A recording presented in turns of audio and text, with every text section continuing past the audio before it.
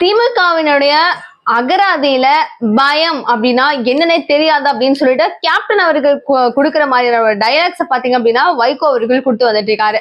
So இது என்ன நடக்குது, இவர் என்னத்துக்கு இப்படி எல்லாம் பேசிட்டு இருக்காரு அப்படின்னு சொல்லி பார்க்கும்போதுதான் செய்தியாளர்கள் பல பேர் போயிட்டு அவர்கிட்ட கேள்வி கேட்டிருக்காங்க. ஏங்க, உங்களை சுற்றி சுற்றி வருமான அதிகாரிகளும் அமலாக்கத்துறை அதிகாரிகளும் வந்துகிட்டே இருக்காங்க, உங்களுக்கு ஏதாச்சும் ஒரு பிரச்சனை வந்துகிட்டே இருக்கு, இதை பத்தி நீங்க என்ன நினைக்கிறீங்க, அவங்களை பார்த்து நீங்க பயப்படுறீங்களா என்ன திமுகவினர் அப்படின்னு சொல்லி ஒரு கேள்வி கேட்கும் போது அவங்க அசால்ட்டா பதில் சொல்றாங்க. என்னது பயமா, எங்களுக்கா, எங்களுடைய அகராதி திமுகவின் அகராதியில கிடையவே கிடையாது அப்படின்னு சொல்லிட்டு அடிச்சு அடிச்சு சொல்றாரு மதிமுக பொதுச் செயலாளரான வைகோ அண்ணன் அவர்கள்.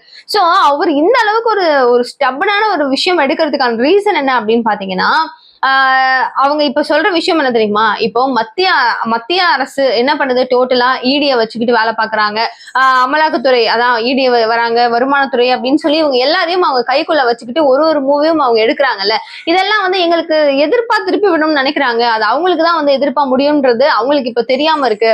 சோ இந்த சுச்சுவேஷன்ஸ் அவங்க புரிஞ்சுக்கிட்டே ஆகணும், மக்களுக்கு எது சரி எது தப்புன்னு தெரியும், மக்களுக்கு இப்ப அவங்களுடைய அரசாங்கம் புரிஞ்சிருச்சுங்க அப்படிங்கிறாரு.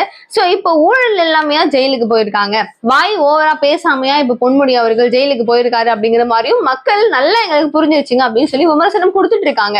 சோ இது தேவையில்லாம அவங்க எல்லாம் சிக்கல்ல வந்து மாட்டிப்போம் அப்படின்னு சொல்லுவாங்கல்ல, அந்த மாதிரி விஷயங்கள் தான் இவங்க பண்ணிட்டு இருக்கிறது. இதுல பாத்தீங்க அப்படின்னா அவர் வந்து இந்தியா பாகிஸ்தானுடைய போர் சம்பவம் பத்தியும் பேசிட்டு இருக்காரு. அதுல அவர் சொல்ற விஷயம் என்ன அப்படின்னு பாத்தீங்கன்னா, பல தரப்பு மக்கள் வந்து போர் வேணும்னு சொல்லிட்டு விவாதம் பண்ணிட்டு இருக்காங்க. இதுல போர் வந்துச்சுன்னா பாதிக்கப்படக்கூடிய நபர்கள் அப்படின்னு சொல்லி பார்க்கும்போது வந்துட்டு அப்பாவியான பொதுமக்கள் மட்டும்தான். அதனால இதுல பல உயிர்கள் சேதமடையும். அதனால யார் எந்த முடிவு எடுத்தாலும் ரொம்ப யோசிச்சு மட்டும்தான் எடுக்கணும். துடான நம்ம முடிவு எடுத்துட்டோம் அப்படின்னா பாதிக்கப்பட போறது ஈவன் பாகிஸ்தான் ஆனாலும் இந்தியாவானாலும் அந்த ஆர்மி பர்சன்ஸ் ஆனாலும் பொதுமக்களும் தேவையில்லாம வந்து அவங்களுடைய உயிரிழக்கிற தருணம் வரும். அது நடக்கவே கூடாது அப்படிங்கறத அவர் தெளிவா சொல்றாரு. சோ பொருளாதார ரீதியா கடுமையான பாதிப்பும் நம்மளுக்கு வரும். சோ திரும்பவும் அதை வந்து ஏற கட்டி வெளியே வரணும் அப்படிங்கும் போது ரொம்ப பெரிய ஒரு சுச்சுவேஷன்ஸ் நம்ம ஹேண்டில் பண்ண வேண்டிய ஒரு நேரம் வந்துடும்.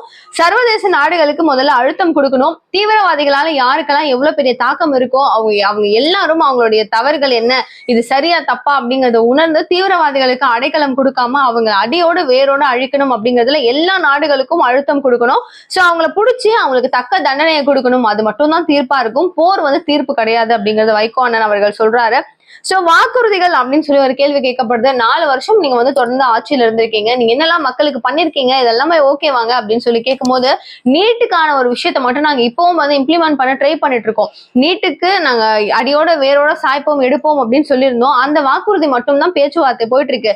மீதம் இருக்கிற எதுவும் பிரச்சனை இல்லைங்க, எல்லா வாக்குறுதியும் நாங்க நல்லா தெளிவா தான் கொடுத்துருக்கோம், எந்த பிரச்சனையும் இல்ல.